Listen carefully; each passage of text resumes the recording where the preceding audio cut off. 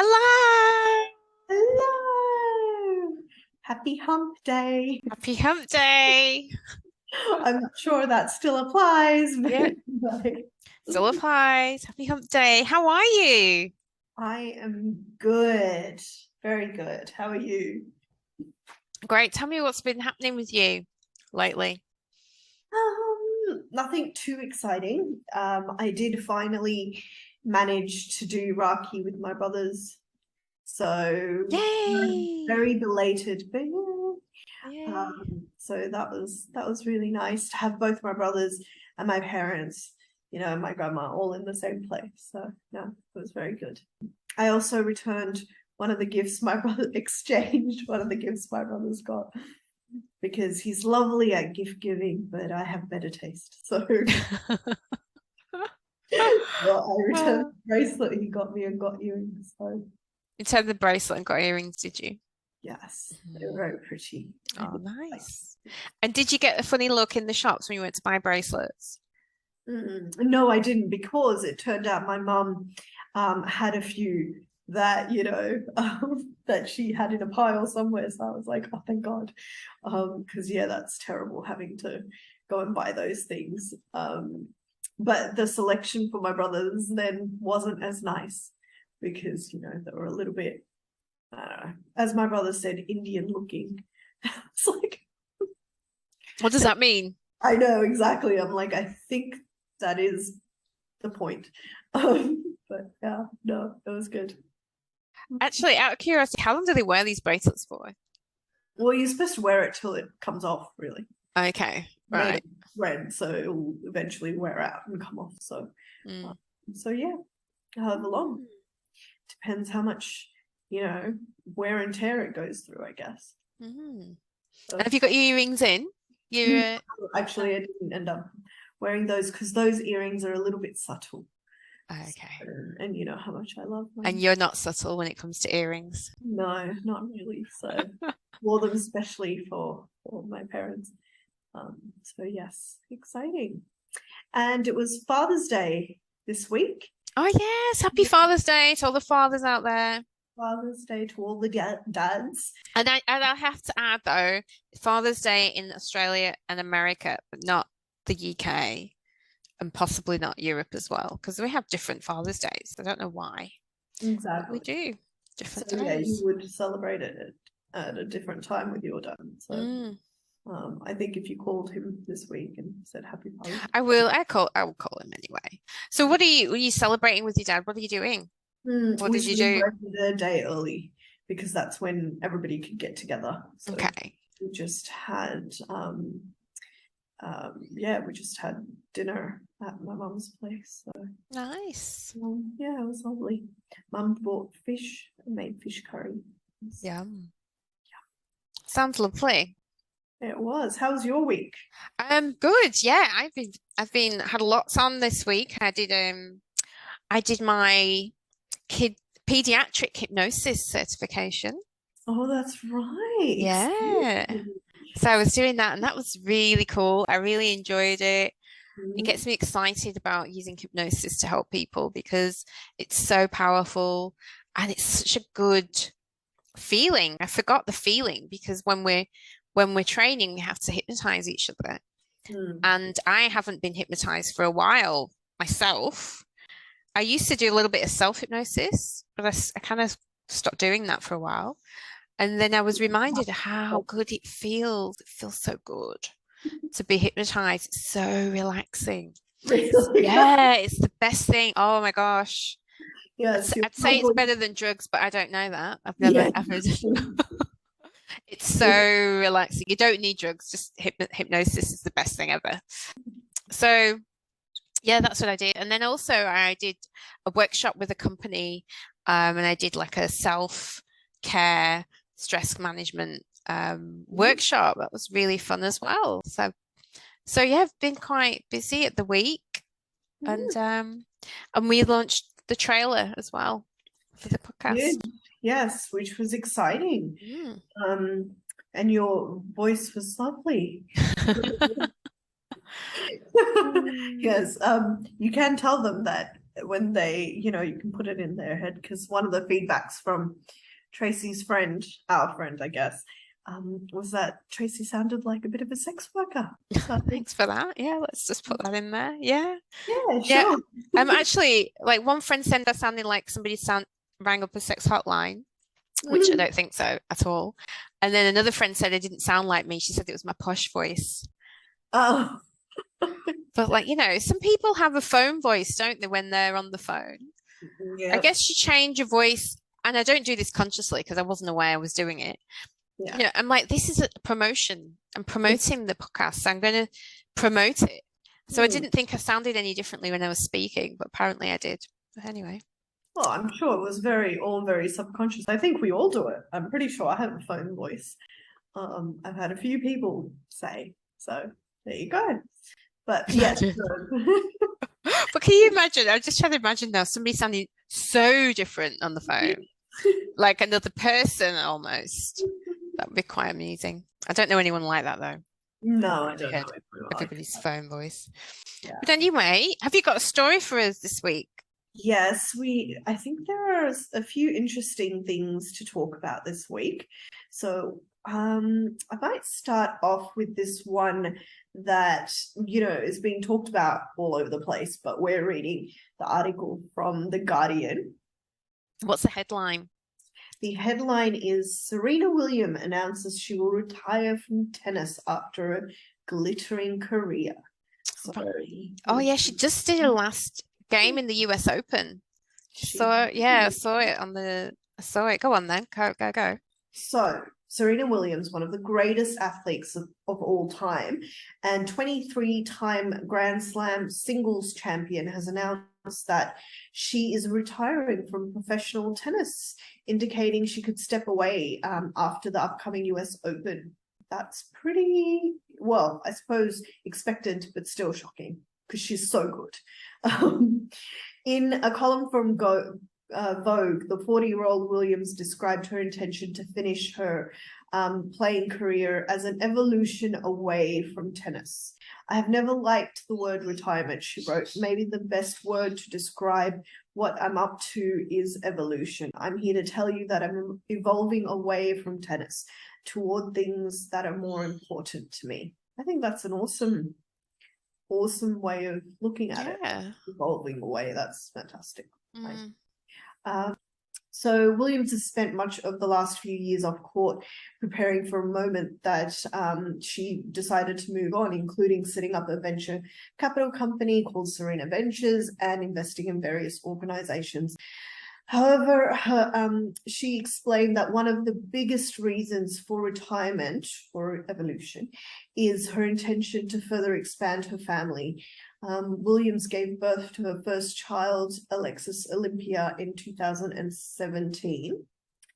So she goes on to say, I never wanted to have to choose between tennis and a family. I don't think it's fair.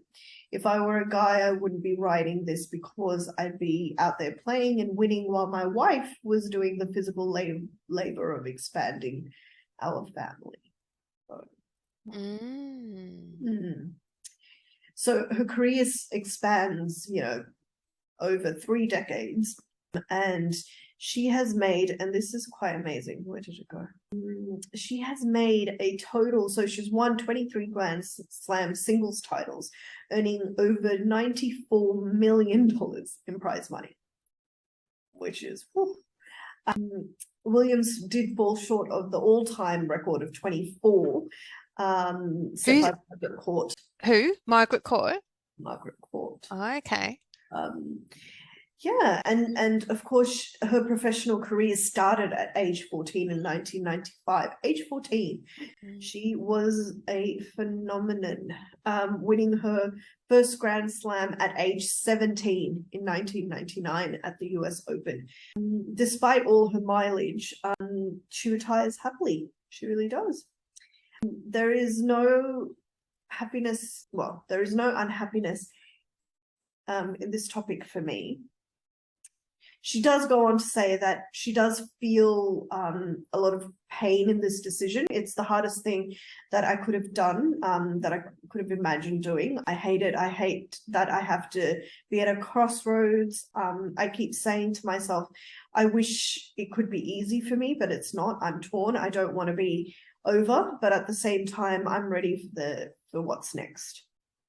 So yeah, it does go on to describe all the fact that she's not only won singles, but she's won lots of doubles partnerships as well. And she's won 4 Olympic gold medals, 3 of them in doubles and 2 mixed doubles in 1998. So, oh, and we do have to mention that she is classified as a GOAT. Oh, I didn't know what that meant. Yes, enlighten us. What is a goat? Because I would be offended if somebody called me a goat. Yes. Because as beautiful as goats are, I don't really want to be compared to one. I don't even see how I can be compared to one. Exactly. So do enlighten us, Mina. What does goat mean? Yes, so you could potentially be a goat. All of us could potentially be a goat. But Serena Williams is definitely a goat. She is the greatest of all time. Oh, okay. No. Goats, I get it. Greatest of all time. Greatest of all time. Certainly a good thing to be described as. Yes, she certainly is a goat. Yes. She's done incredible things. When you think about her career and how she's pioneered and changed the face of tennis. This is such a strong, powerful tennis player who happens to be a woman and who happens to be Black. Yes. And it's just unheard of. It's a first. It was a first, and she's done incredible things. Especially because the sport itself, and it does describe it up here, it was dominated by white upper middle class. It was expensive to even practice for this sport and get into it. So the fact, from the background that they came from, they faced a lot of challenges to be who they are. Exactly. And the level that they are in tennis. So and they overcame it as well. And I don't know, I've heard the story. I really like to watch the movie actually, because there's the movie coming out if it's not out already. It is. It's out. The one with what Will is Smith? Yes. Yeah, it is out. He won the award for it. So yeah, we know the controversy of the we remember the slap. That award, yes. Yeah, that award. But is it out then, the movie? Because I'd like to watch it. But I don't know if this is true, I don't know where I've heard it, but that, like it's their father had kind of like almost like he was a message from God, some sort of spiritual message that this is what, even before they were born, as I remember being told, that this was their calling, this is what they had to do, and this was it. And it's so believable when you think about the outcome of that, right? Yeah, exactly. No matter what your beliefs, it's just what they've achieved has been almost, well, not a miracle, but just outstanding. I don't know how else to describe it. Yeah. Well, I think it's the challenges they've faced throughout their careers, even when they became really high up in their own sport. I think they faced a lot of discrimination and a lot of bias and things like that. So they've persevered really well. They're quite exemplary. Serena, yes, I would. I think they've done amazingly well. But, yeah, it will be interesting to see what else she does now, aside from, of course, having expanding her family as she wants to do. But what else she's got in store for herself. But I think it's interesting that she said that she was a man, she wouldn't have to make this choice. Yeah. Because what's the choice? It is a choice. But so many women don't have the choice. Yes. But it's the choice. I'm not sure I understand the choice, because I guess it's her choice so that she wants to spend it. But the physical labor, besides obviously the actual labor, doesn't have to be the mother. Yes. And especially when you've got resources that she would have. I mean, to choose to want to do that, that's absolutely fine. But I mean, it's not like she hasn't got a partner. I don't know. I don't know if a partner's supportive. I'm assuming that her partner is supportive, and that's not an issue. But I think it's the fact that she does have to have the baby, you know, so she would not be able to play, and certainly not, you know, well, maybe early on, but certainly not professionally, I imagine. But wasn't she back? Well, but she's had a baby. Wasn't she back playing tennis like? Oh, very soon after. Yeah, like something. I don't know, months after. Yeah, she looked pretty amazing. So, yeah, but maybe she doesn't want to push herself that much. You Fair know, enough. Yeah. I think it would have been a push to have a baby and then be out on the court like within a year of having a baby. So, because I suppose you have to keep fit and you have to keep relevant and all of the things that women worry about, you know, once they've had a child. You know, in her case, you had to be competitive as well as, you know, everything else. So. Yeah, you've got to get back in shape. Like it's some sort of, I don't know, requirement, social requirement, the pressure that women put on themselves. Yeah, exactly. Instead of like taking the time to rest after this such an incredible thing that they've done. Yeah, what their body goes through. What their body goes through, what they've done. It's just, it is a miracle, and it is a massive physical thing to do. Yeah, it'll be. I wonder if she's going to be one of these people that also says to her child or children that, oh yeah, I think you should play tennis. I think there's already been like photos of the kid playing tennis. So oh, you could not play tennis. Whether it's going to be the professional level is different, but sure you couldn't be. Your kids you're gonna dabble, aren't they? Yeah, I hope so. But imagine if you had no coordination skills or anything like that, and you were the child of Serena Williams, you know, and just terrible at sport in general. Forget about tennis. So yeah, no, it would be sad. So you said what of discrimination? Like I hadn't been following them much to know about what you might be talking about. What do you mean by that? Sorry, discriminate. Well, yeah. So there have been every now and then you see it and I know that there was a lot of comparison between you know, what do I call it? Look, I don't know tennis very well, but when the refs sort of, they even called refs, the referees are like giving umpires. Yeah. Anyway. Yeah. Yeah. The points against you that they get, like the fines and things on court, when they've compared it to like male tennis players, by far females have gotten like for things that, you know, male sportsmen don't get any points against them for, the females get pulled up a little bit. I wish I could remember the example, but anyway. And then also there were comments and controversy around, you know, physically Serena and Venus Williams are so like powerful women in general, but powerful even when compared to men. So, you know, people questioning whether they're women at all, and maybe they should be tested or something like that. It was just, yeah, it's stuff like that that gets you down, I think, when you're watching women compete and they're competing and they're winning at such a high level, and instead of just celebrating it and letting them have it, you know, people are questioning who they are. You know?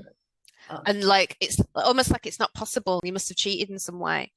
Exactly. Like you've somehow got some sort of advantage, which is, yeah, you know, some illegal advantage, because you couldn't possibly be strong. Yes, you couldn't possibly be that strong. I think people are okay with women and strength to a certain level, but when you become very powerful and you are, then they're sort of like, oh wait, hang on. That level I'm not happy with. If you show up men. I mean, I don't see. I was thinking, I'm having this really stupid thought. Oh, I'm sorry. It's not stupid. An interesting thought, interesting shower thought I had. Because where I'm living at the minute, there's a building being developed. So I see a lot of tradies out my window. And what they're doing physically, women could be doing. Yeah. I mean, looking, they're not doing anything too strenuous Yeah. at all. But I mean, if women wanted to do it, obviously. And I'm just like, why is that such a male-dominated thing? Yeah. In my head, I don't know, it's something to do with strength, but No. lifting a sack of concrete. I mean, women can do that. I've seen women in the gym that could lift a bus. Yeah. You know, way more than I could lift. But like, why is there so many? Why is some of these things? Why are things male dominated when there's no good reason other than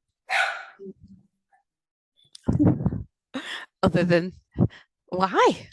Well, I think it comes back to what we're told we can do, you know.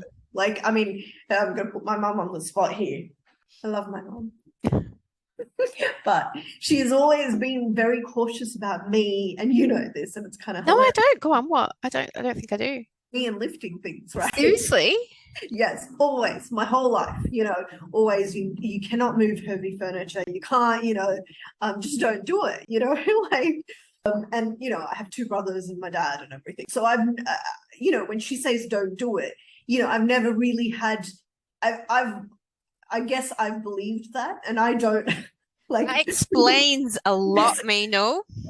That explains when you help me move, yes, you can barely lift a chair.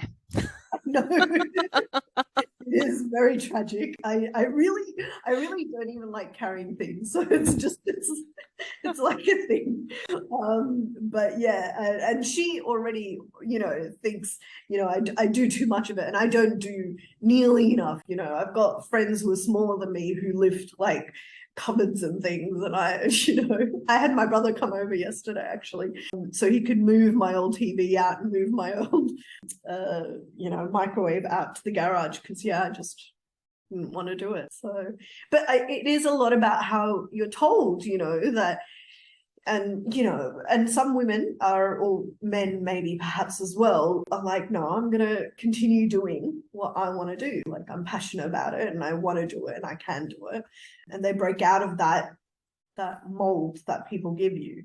Yeah, I guess that's the thing to be careful of with your children, is to not limit them by limiting them what they're capable of, by giving them an idea that you know that they're only capable of so much. Yeah. And then there might be the other school of thought, is, you know, they're being the reality of being realistic. Yeah. But once you put in that box, and it really what does it tells you about what you're capable of. Tells you what you're capable of. And that's part of the problem with actually some of the clients I see when we get to the real core issue. It's usually it's always from childhood. It's nearly always from something from then. And I remember this one in particular, similar to what you were just saying actually, where they were the youngest out of 3, I think. So they were all the parents were always saying to them, let your older sibling do that. Let them go. Ask them. You don't do that. Ask this. You don't know what you're doing. Ask your older sibling. And that was kind of a theme. And when we were talking about their childhood, and so what it created was this person that had no self-confidence in what they could do. And they were always doubting themselves and always thinking they weren't good enough to do certain things or capable, because they'd had this pattern from a really young age where they'd been told that a lot, and that's what they believed. And that caused a lot of problems for them as an adult, and their confidence and their self-esteem. Yeah. So yeah. I don't think we always understand. Obviously, we don't always, otherwise you wouldn't do that to your kids, but we don't always understand the impact of what we're, you know, what we're telling them and what we're making them do. Even in men, I mean, we're talking more about women, but even if men are pigeonholed into, you know, you can't be a person who expresses your emotions, or you're a boy, you need to play with trucks and you can't play with dolls, or you know, you can't be creative because that's not what men do. I think that limits their growth as well. So but it's not even that overt, yeah. the kind of things you would say. And we had an example when we were doing our training the other day. The example was something like the dad had said offhand to his son, and the dad was making a joke and showing off in front of his wife, something like, oh, you know, it's the women that have the brains in this family, son, something like that, you know, jokey. But that had made that child's grades went down from that point onwards. Yeah. And it brought the child in to see a coach to help improve their grades. And once you got, you know, doing all the tools and techniques, once you got to the root of the cause, it was this is what had happened. This had been said and this had been imprinted in the child. And so the child subconsciously now was like, well, couldn't do any better. And then their sister as well, because they had a sister. So they could never do any better than their sister. So they did poorly. They performed poorly, worse than they had before. Not as good as they had before, because they had this suggestion. It's very powerful. The things you say to people, whether you're joking, whether you mean it or not, can be very, very powerful, especially to children. So, you know, they're so in that, especially in that those earlier years when they're so taking everything in and they're just easily modeling what you suggest to them, whether you mean it or not. Yeah, well, I think I can trace the stunting of my inability. No, my inability in general to do sports to just how many trophies my brothers won, you know, and the whole, I'm completely joking you, but they just have this pile of trophies when you walk into my parents' place from cricket, just beyond, you know, most people. So I'm fine. I just didn't play sports. I didn't like it. But I have one trophy to contribute to that, and that was the horse's ass I won. It was a donkey, actually, for the worst laser shooting person in the group for work a couple of years ago. I was actually really proud when I put my little tiny horse's ass with like all of their trophies in this ridiculous cabinet at my parents'. So no, that was amazing. I thought you did enjoy some things like martial arts or something. I did do karate I did. I loved it. And my brothers actually hated it. They weren't good. It's funny, they were coordinated enough to play cricket, but not karate. But yeah, no, I left in year 10 and I mean, I don't know. I think my dad would probably not agree with this, but I think what made him sort of go, no, you need to concentrate on your studies, forget about karate, was him coming to pick me up from karate one day, and we were sparring, and I was sparring with a man who was much older than me. And so I think he was just like, nope, not having none of that. So I think it's time for you to just concentrate on your studies. So yeah, anyway, yeah, I did actually like karate, but I hate cricket with a passion. But tennis is actually fun, you know, coming back to it. I think it's a fun sport to play. Tennis, I didn't really get to play tennis. I did quite a lot of sport at high school, and then at college I did sports. Tennis just wasn't something I'd ever really played. So, I mean, I could take it or leave it, I guess, at the time. But then talking of the sports, because tennis is, like you said, is one of those sports that, you know, you need a lot of money to play. It's like, you know, kind of a middle class kind of type of pastime. So is golf. When you think about it. So that was, you know, really Tiger Woods was the pioneer there, because again, you didn't have black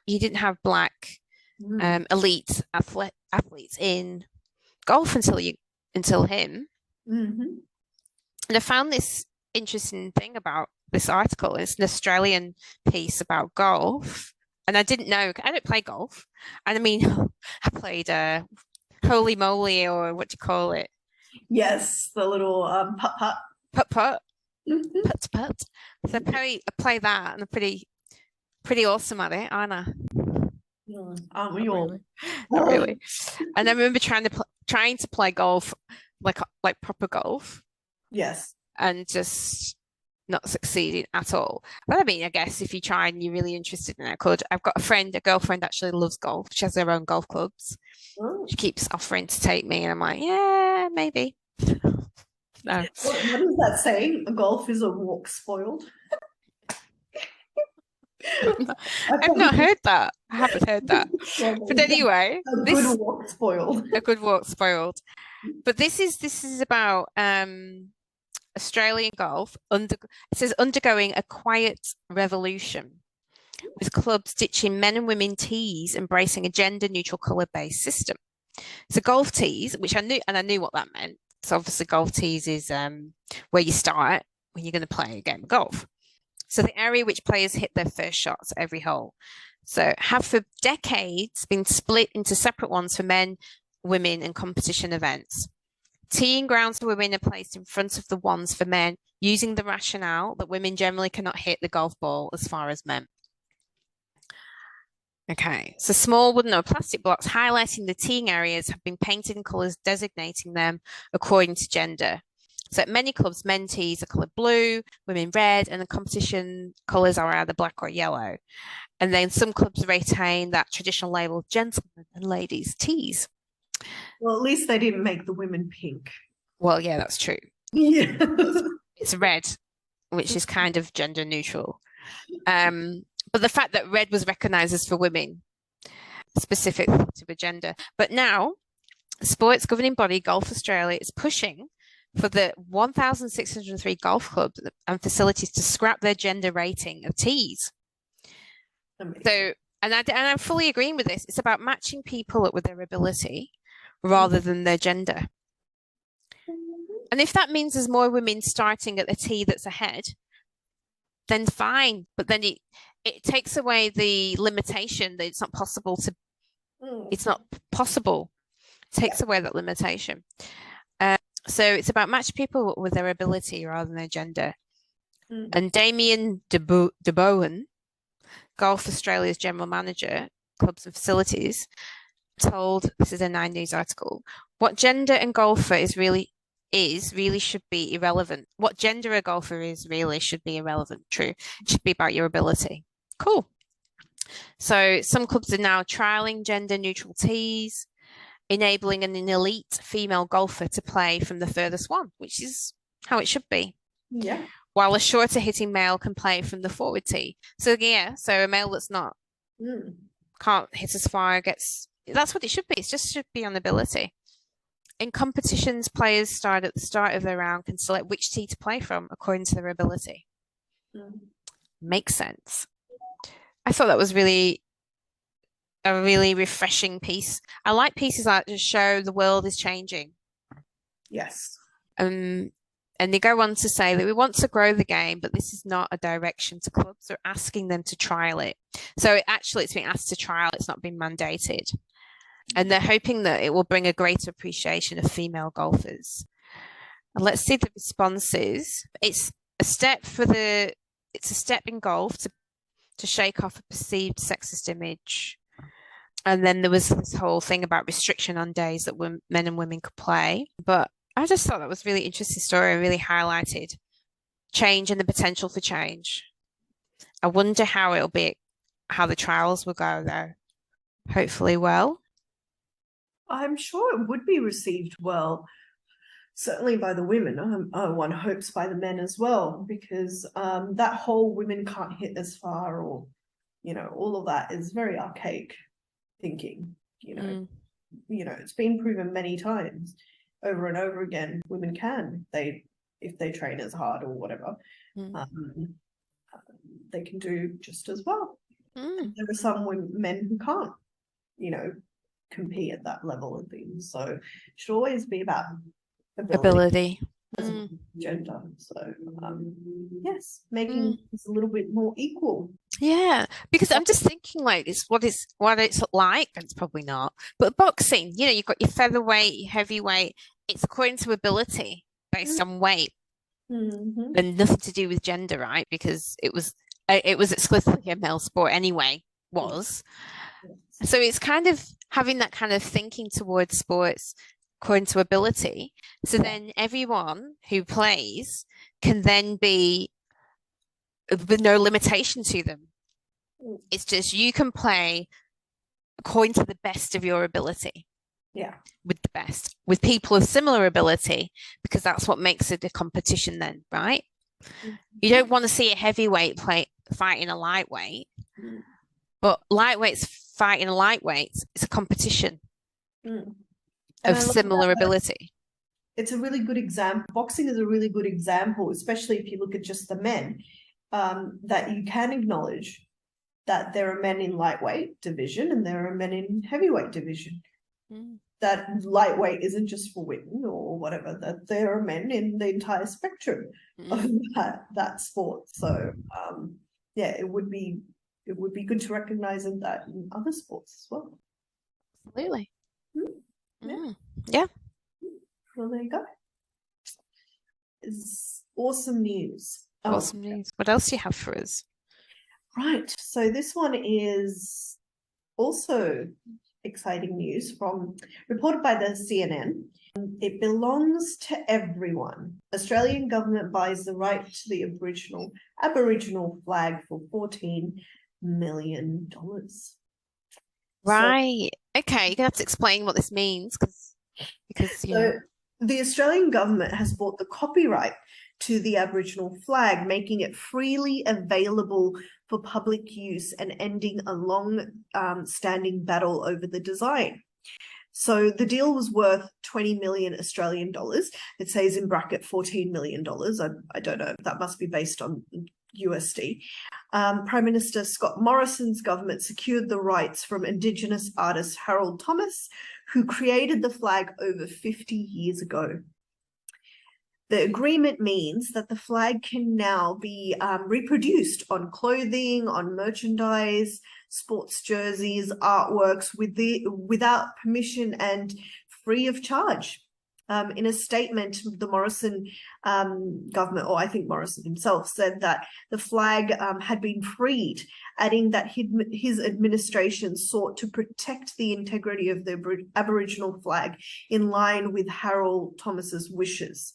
So I think it's a great win because the artist gets paid for what they've done, recognised, but now it belongs to the Australian people and the Aboriginal people. So the red, black and yellow design has been recognised as the official flag of Australia since 1995, but it became a subject of a commercial dispute when a company that licensed the image from Thomas began demanding payment from various organizations using it, including a health charity, several clothing brand, and Australian National Rugby League. Oh, that's not good. Yeah, it's good. I didn't realize what the implication of what this meant. I hadn't even realized it wasn't already owned by. To me, if the government own it, it's owned by Australia. Like, that's what that means to me. So I didn't even realize it wasn't already owned by Australia. No, it was privately owned because people do use it. Yeah. To represent Australia. Yeah, but it belonged obviously until now to that artist, and the company buying the rights to it, that was a bit dodgy in my eyes. I think this is the right thing, that Australia should own it. Yeah, in 2020, the parliamentary inquiry, which supported government efforts to acquire the rights from the artist, described the license action as heavy-handed but entirely legal. So, interesting. It also goes on to say, a Free the Flag campaign founded in 2019 called for an end to the exclusive licensing agreement. It gained support from several high-profile Aboriginal Australians, including former Olympian Nova Peris. In a statement, ministers from Indigenous Australia, Ken Watt, described the flag as an enduring symbol close to the heart of Aboriginal people, adding, "Now that the Commonwealth holds the copyright, it belongs to everyone and no one can take it away." Oh, wow. Well, that's amazing. I had no idea it didn't already belong Yeah. to the Commonwealth. And like the Aboriginal flag, I knew that the yellow circle, so if you don't know this Australian Aboriginal flag, it's the yellow circle represents the sun, and then it's like a black stripe at the top and a red stripe at the bottom. And I didn't know that the black stripe represented Aboriginal people, and the red stripe represented what's it the country? It's the land. It's supposed to be two things: blood and land. Oh, okay. Yeah. Blood and land. Yeah, the blood spilled, you know, on and the land because it's like a red earth it is as well. So I didn't know that, but yeah, it's a beautiful flag. And actually now you've made me wonder if other countries have native flags. Yeah. Like does New Zealand have like is there a Maori flag, and is there like a native flag for North America? I don't know. Actually, yeah, now that you're saying it, I'm not 100% sure. Obviously, being an Australian, I'm very, like, the Australian flag is iconic and very well recognized. But yeah, it would be interesting to know if there are other Indigenous flags. Surely there would be. Because if you think about the flag, other than just what it looks like, it speaks to the history of the land and the fact that we've got the more universally used reference Australian flag really is the British flag. It's a version of the British flag because, you know, of how white Australia started, let's put it that way. And then there's the Aboriginal flag as well, because where it's been for thousands of years before that. So I kind of like the idea that they speak to the history of the land, if you understand what the symbols mean, of course. Yeah. But it's also then then it's an education for people, what it represents, and you can talk about it, that way. So not that it's just the Union Jack and it's British thing and whatnot. So yeah, no, it's exciting news. I like it. Yeah, that's really cool. I had no idea it wasn't already owned. So now people can freely use the Aboriginal flag to show their pride. Yeah, to show their pride. Yeah. Australian things. And I have a special news story for you. Ooh. I think you'll find exciting. Yeah. From Sky News, the title being "Swimming cap for Afro hair approved after it was banned at the Tokyo Olympics." Oh my God. So a ban on swimming caps, which were designed to protect natural black hair, has been lifted by the International Swimming Federation, FINA. Woohoo! I think I heard about this. Like, I think maybe Joe mentioned it to me. I don't know. But this is like... I didn't even know it was a thing. Because this is why black people don't swim. It messes up the hair. Like, it just doesn't go with your hair. And men, I don't really know. Men could really swim, but maybe, to be honest, chlorine is no good for your hair. It really doesn't do good things. But black people don't swim, and I used to love swimming, but trying to get a cap on my head that fitted, it just didn't work. It's not going to help. Doesn't work at all. So the fact that you can get caps specifically designed for Afro hair, I'm assuming it helps keep your hair dry mostly. That is wow. Yes. That is just, I could never even, I must have had the thought at some point in my life, I wish they made swimming caps for black people. Well, there you go. They do. And so it's specialist headwear, which was created by a black-owned UK brand, was banned from the Tokyo Olympics last year, with the water sports governing body stating at the time that it did not fit the natural form of the head. Well, it didn't fit the natural form of the head. That's a Yeah. terrible thing to say. It really is a terrible thing to say because, I mean, that decision, obviously rightly, was criticized by the Black Swimming Association and SoulCap, which designed and created the swim caps. On Thursday, FINA approved the use of the swimming caps, a move SoulCap described as a huge step in the right direction. Yeah, I need to get me a soul cap. Yeah, Wow, I can go swimming. Start swimming again with my soul cap. yes. And I love this statement of it's bringing inclusive swimwear into competition swimming and helping to bring down some of the obstacles that are keeping swimmers away from the sport, like you said. Like, yeah, because you don't really see many black swimmers at the Olympics. I could honestly say I've never seen one. Yeah, now that I'm thinking about it. And given the predisposition for strength and agility, and there's so many sprinters out there, and not just sprinters, long distance runners. Like there's so many black athletes that it just seems amiss that there's none in swimming, and that's what it is. It's the hair. It's to get. I'm so happy about these caps. I'm gonna have to get myself one. Thank you. I like that. I wonder what else there is. Oh, what else we need? What else do we need? What other inclusive equipment or wear could we need people to invent?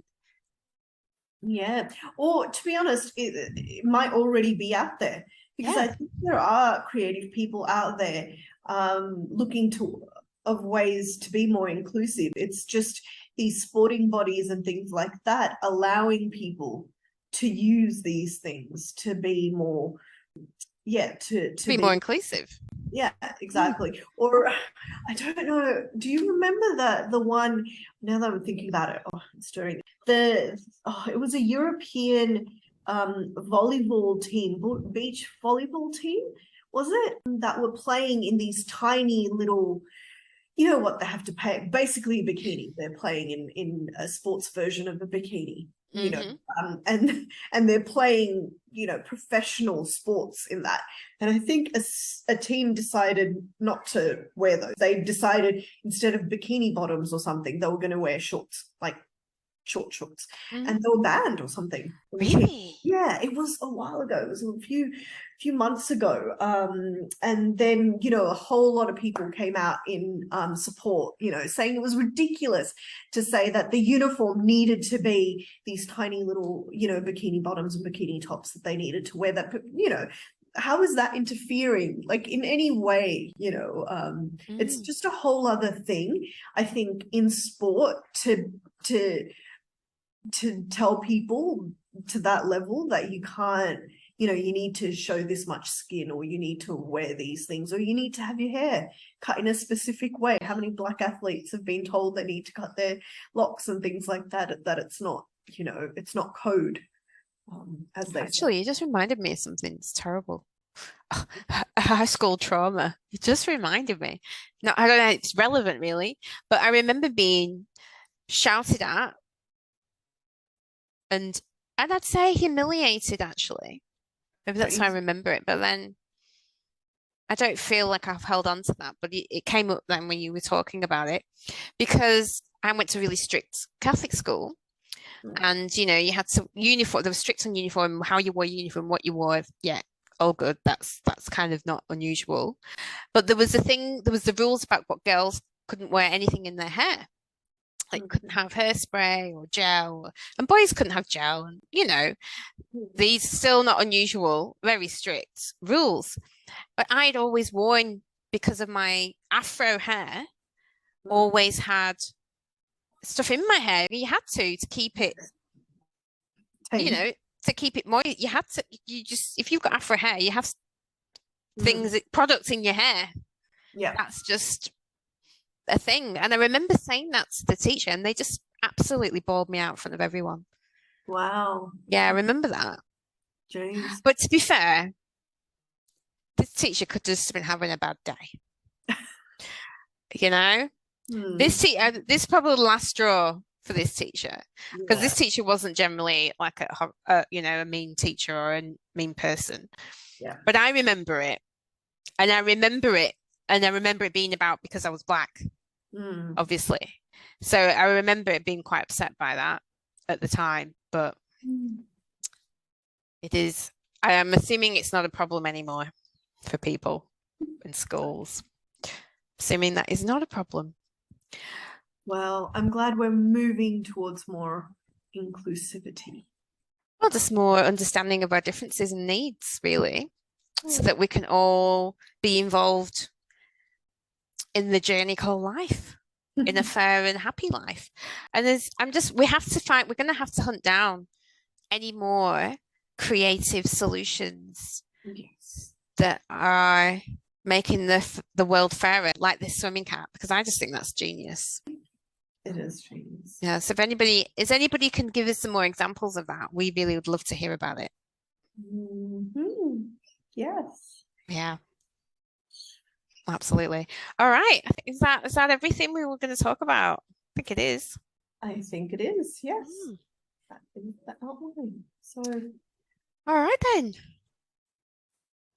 Well, go on, what were we going to say? No, another great catch up. Another great catch up. Thank you. All right. Until next time. Have a good week. Have a good week to everyone. And I think this is where you do your like. Oh yeah, like, subscribe, rate. All one, inclusive. All ALL, the number 1. NCLUSIVE, all inclusive. And share your stories. Share. We want to know your stories where you may have had an experience of bias or prejudice and how you handled it. We want to know about any cool devices or like the shower cap example. So any inventions like that that's making the world more inclusive, we want to know. Please share. But that was all. And you can share that at allinclusive@gmail.com. Wait, no. All one with Tracy G. All one with Tracy G@gmail.com. That's right. Tracy without an E. Tracy without an E. Thank you. Thank you, Edel. That's right. Awesome. Awesome. All right then. I turned my video off by accident.